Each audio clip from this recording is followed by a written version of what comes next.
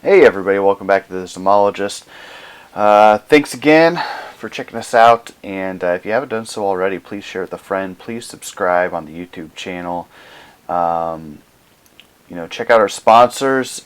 We do have ad sponsors on this channel, so that we can keep this free, or at least very affordable for y'all, so you can enjoy this with me doing it and just getting a little wet my beak a little bit there from the traffic. So today I'm going to review, sticking with the whiskey trend, Forged Oak. This is the Orphan Barrel Forged Oak 15 year.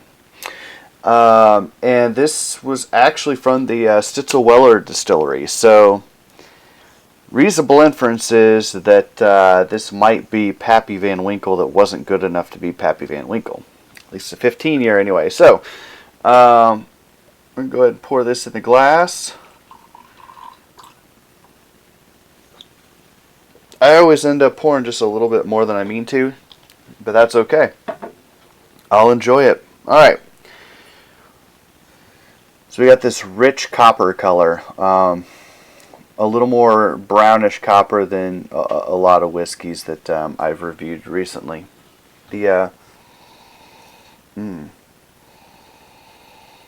get a little bit of banana and a little spice, and it's almost, if you've ever walked into an auto body shop, I know that sounds bad, but if you've ever walked into an auto body shop, a lot of the nitrocellulose or the other chemicals that they use to apply finish on cars and other things has that banana-like aroma to it. That's that banana smell. So I get that here. I get a little bit of leather.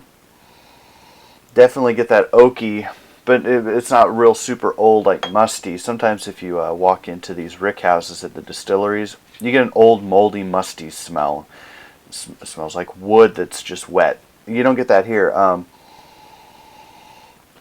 It's a little bit of leather, a little bit of banana, a little bit of spiciness to it. Let's give it a taste.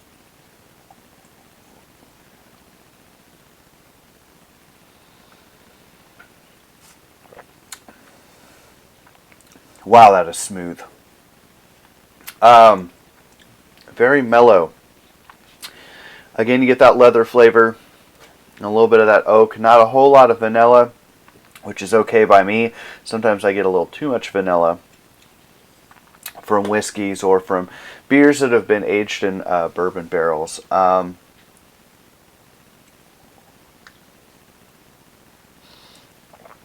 get a little bit of nutty flavor on the front end. On the back end, I taste a little bit more of that spice. Give it another shot here.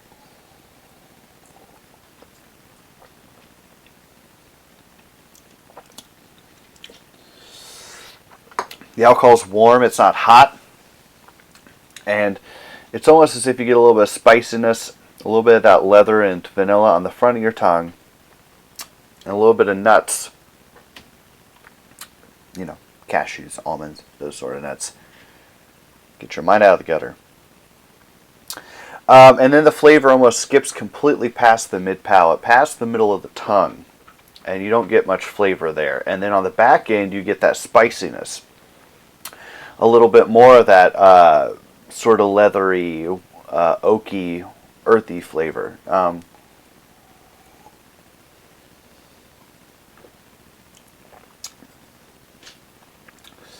And yeah, that alcohol hotness hits the very back of your tongue right before it goes down your throat. So these Orphan Barrel whiskeys are increasingly hard to get.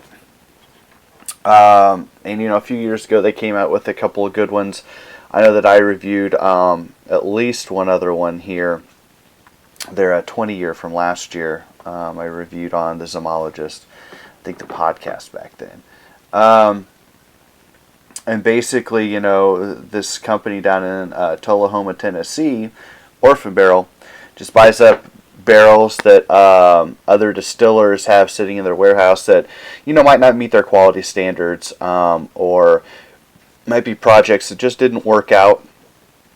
And so in this case, this is from Stitzel-Weller, so reasonable inference is that because Stitzel-Weller was doing all the Pappy Van Winkle for so long, that this might be from that era, that it might be one of the last, actually, probably the last few barrels from Stitzel-Weller before they, sold everything off to Buffalo Trace. So it's a 15-year. Not bad. I would recommend trying it out. It's not a real impressive whiskey. I think that the whiskey flavors of, say, a Blanton's is much more complex and refined than this. And you can get a bottle of Blanton's for between $50 and $65. This Orphan barrel set me back, I want to say, somewhere around $80.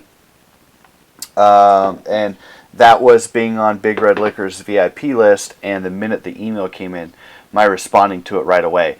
So tough to find, but they are, you can find them here and there. You might find one on the shelf someplace where someone else, other customers might not have picked up on what these are and might not know. So if you can, I would recommend at least trying it. Maybe get together with a couple friends to bankroll this little excursion. But it's worth trying, and I'm always going to say that about most spirits and libations, that it's worth giving a shot. You never know when you might find something that sits on your palate just right. This one's okay.